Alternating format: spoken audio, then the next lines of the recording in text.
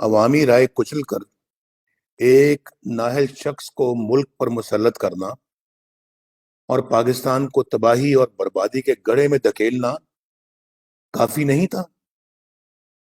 Saint election میں حکومتی امیدوار کی شکست کے فوراً بعد جس طرح آپ نے اعتماد کا ووٹ لینے میں اپنے سلیکٹڈ کی دوبارہ مدد کی، کیا وہ کسی سے ڈھکا چھپا ہے؟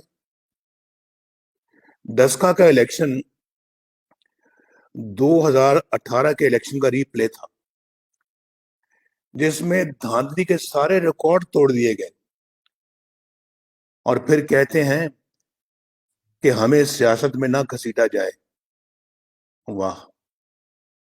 پاکستان کے جمہوری نظام اور اخلاقیات کو پاؤں تلے رونتے ہوئے آپ اس حد تک گر چکے ہیں کہ پہلے آپ نے کراچی میں چادر اور چار دیواری کو پامال کیا، رات کے وقت مریم نواز کے ہوٹل کے کمرے کا دروازہ توڑا، اور اب انہیں دھمکی دے رہے ہو کہ اگر وہ باز نہ آئی تو انہیں سمیش کر دیا جائے گا۔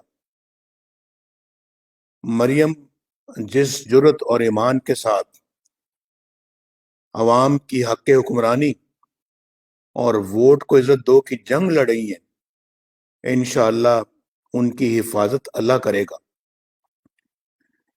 میں خدائی لہجے میں دھمکیاں دینے والوں کو تنبیہ کرنا چاہتا ہوں کہ اگر کسی نے کوئی مذموم حرکت کی تو اس کے ذمہ دار عمران خان کے علاوہ جنرل قمر جاوید باجوہ، جنرل فیض حمید اور جنرل عرفان ملک ہوں گے۔ جو کچھ آپ نے کیا ہے اور کرتے چلے جا رہے ہیں، یہ سنگین جرم ہے جس کا آپ کو بہت جلد حساب دینا پڑے گا، انشاءاللہ۔